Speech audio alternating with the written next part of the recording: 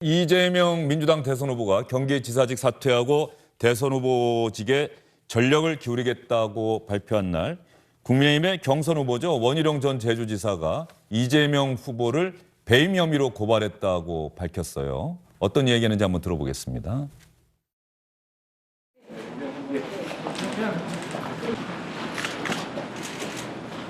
총체적인 권력형 이재명 비리에 대해서 국민을 대신해서 고발하러 왔습니다. 이 고발은 배임, 선거법 위반, 직권남용, 위증, 허위사실 공표 등 18건에 대해서 1차로 고발합니다. 현재 여러 공권력 기관들과 집권 여당과 청와대가 모두 한 통속이 돼서 공적인 사명을 벌이고 있습니다마는 책임자를 처벌하고 불법 수익을 국민들에게 돌려드리기 위한 범국민운동을 병행해서 전개하겠습니다. 원희룡 전 지사도 고발했는데 국민의힘에서도 당 차원에서 이번 주 안에 또 고발하겠다. 공소시효가 얼마 남지 않은 또 혐의도 있어서 이번 주 안에 고발하겠다 또 이렇게 밝혔더군요. 이 대장동 게이트 이 문제는요. 국민의힘뿐 아니고 아마 거의 모든 국민이 고발하고 싶을 거예요. 지금 이재명 후보가 이 문제가 처음 나왔을 때 뭐라고 그랬죠? 이거는 내가 설계한 거다. 그리고 이거는 굉장히 좋은 모델이기 때문에 전국에 다 이런 모델이 이식돼야 한다. 이런 말을 명백히 했어요. 제가 말씀 끊어주셨는데 어떠한 것인지에 대한 것이 나오지가 않았습니다. 네. 이 어떤 것인지에 대해서는 계속 지금 언론을 보면 나오고 있습니다. 이 게이트의 몸통이 이재명 후보 이미 거의 분명해 보이는 걸로 짐작이 되는 것들이 계속 나오고 있어요.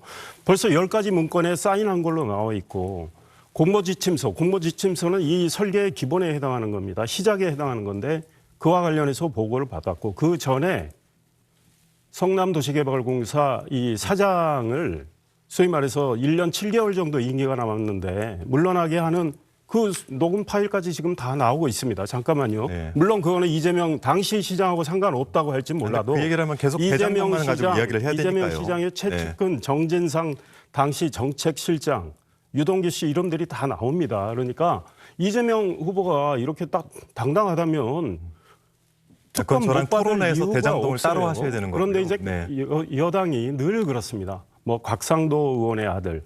곽상도 의원 아들 다 수사하자는 거예요. 국민의힘은. 그런데 곽상도 의원의 아들은 2015년 6월에 그 화천대위에 들어갑니다. 그런데 이 화천대위의 시작은 2015년 3월부터 해서 3월에 설계가 끝나요.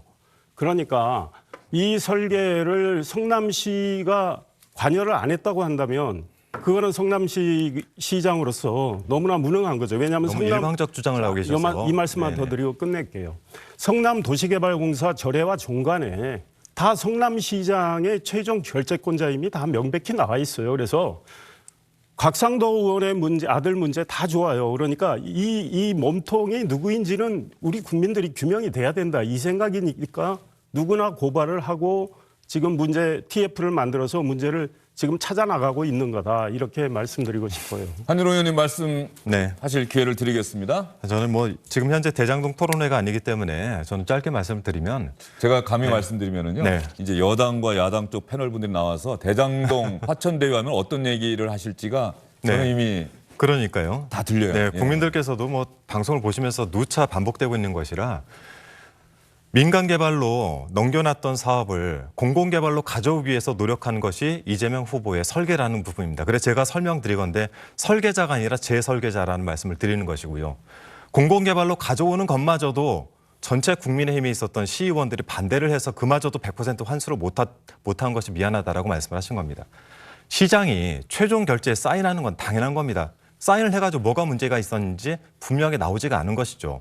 자, 돈 받은 사람들이 누굽니까? 이게 뻔한 거 아닙니까? 그래서 지금 현재는 이런 걸 가지고 논의를 하는 것보다 조사가 진행되고 있는 부분에 대해서 각자 조사에 명확하게 임하고 그 조사에 따라서 각자 주장할 것들을 주장하면 되는 거 아니겠습니까? 너무 일방적인 주장을 가지고 지속적으로 본인들 건 다 감춰놓고 한쪽 것만 가지고 이야기하는 거 옳지 않습니다. 대장동 의혹이 상당한 부담이 될 수도 있다. 지금 검찰 수사까지 진행되고 있고 검찰 수사가 조금 부족한 것 아니냐는 비판 여론도 많이 있는데 근데 그런 부분들을 이재명 후보가 지금 오롯이 책임지고 떠안고 가야 되는 상황 아니겠습니까? 그걸 돌파해야겠죠? 뭐 수사 결과가 이제 우선 나와 봐야 되겠죠.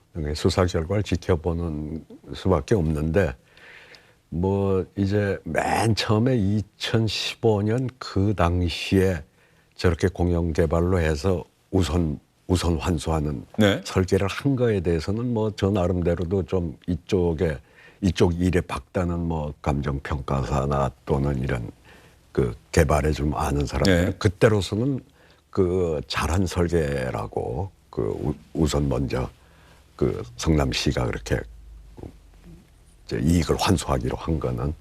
근데 문제는 지금 이재명 지사 후보한테 제일 걸림돌은 그 자기가 그때는 뭐 측근이냐 아니냐는 별개의 문제고 네. 가장 신뢰하는 사람한테 저 일을 맡긴 거 아닙니까? 그리고 뭐 사장까지 쫓아냈다고 하는 게 최근에 나오더만 거기에서 상당히 실세로 성남도시개발공사라는 데서 있었던 사람이 지금 뭐 비리에 얼마나 연루가 됐는지는 더 지켜봐야 되겠지만 하여간에 뭔가 연결이 돼 있잖아요.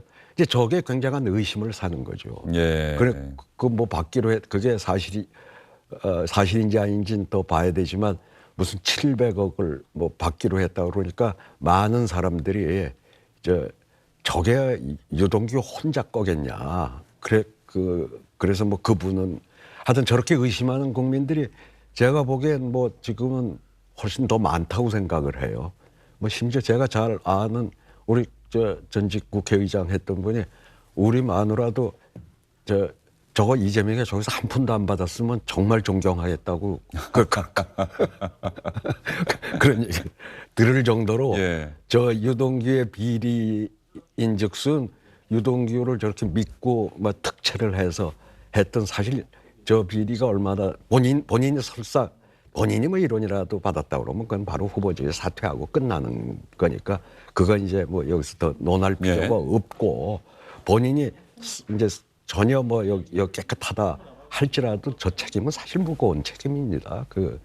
그렇게 별로 경력도 없고 의회에서도 인사청문회 때 뭐 문제가 됐던 사람을 밀어붙여서 갖다 앉혀놓은 사람이 가령 그 비리에 연루됐다는 거는 뭐 본인이 상당한 그 책임이 있는 거죠. 이재명 후보가 국정감사 답변을 통해서 그래서 유동규 전 본부장과의 관계가 좀 말이 좀 엉키는 듯한 모습이 있었잖아요. 측근 아니다. 뭐 그런 사람이 측근이면 측근이 수만 명이 될 것이다라고 했는데 국정감사 때는 또 가까운 관계인 건 맞지요라고 했고 성남도시개발공사 본부장 인사 기억 안 난다고 얘기했다가 심상정 의원에게 상당히 질타를 받고 나서 확인해 봤더니 그 인사는 사장이 한 거고 그래서 제 기억이 없었던 겁니다라고 이야기를 하는데 지금 그 초대 사장도 기자들 만나서는 그런 거 아니다. 그 시장이 임명한 것 아니겠냐는 취지로 또 답변을 하고 있어요. 그러니까 바로 그런 부분들에 대한 답변이 이재명 후보도 좀 부담스러워서 그랬던 건 아닌지 어떻게 보세요?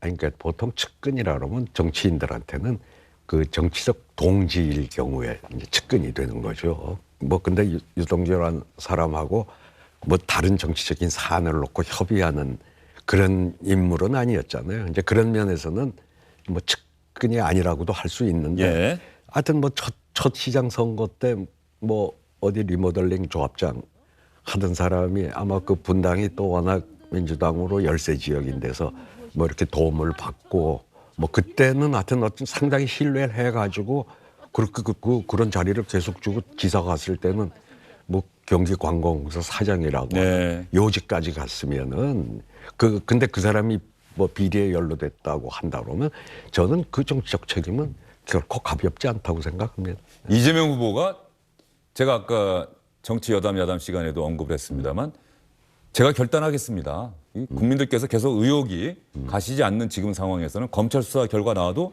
믿지 못하실 것 같고 그러면 특검을 통해서 저는 당당하고 자신 있으니 우리 국민들이 계속 이걸 지켜봐야 되는 고충은 있겠습니다만 특검으로 가겠습니다라고 결단해야 된다. 그럴 가능성은 어떻게 보세요? 근데 그건 특검으로 저는 뭐 이 검찰 수사 결과에 대해서 뭐 많은 국민들이 또 야당이 이거 못 믿겠다 그러면 특검으로 갈 수밖에 없어요. 갈 수밖에 없는데 지금부터 이제 특검으로 간다고 했을 때는 이제 굉장히 시간이 지연되기 때문에 네. 이 대통령 선거가 이 수사로다가 세월 다 보낼 수는 없는 거 아닙니까? 그러니까 하더라도 이거는 검찰 수사를 우선은 지켜본 연후에 논의할 문제라고 보는 거죠. 검찰 수사 결과 본 후에 논의할 문제다. 지금부터 하자고 그래 놓으면 그러면 특검 결과가 검찰 수사 결과와 다르게 나오더라도 대선 이후에 나오면 또 상황이 이재명 후보가 당선이 된다고 한다면은 아니 뭐 또 저 상황이 BBK 달라지잖아요. 때도 특검 그렇게? 대선 이후에 했는데 검찰 수사 지켜보고 나서 그 다음에 모자른다 그러면 뭐 특검으로 갈 수밖에 없다고 보는데 지금부터 하자 그러면 또 특검에 뭐 이것도 없느니 저것도 없느니 네. 그거 가지고 특검법이 통과될 때까지 시간이 뭐 상당히 걸릴 텐데 그래 가지고 이제 특검이 다시 구성이 돼서 뭘 한다 그러면 이 대장동을 가지고 몇 달을 끌자는 거예요.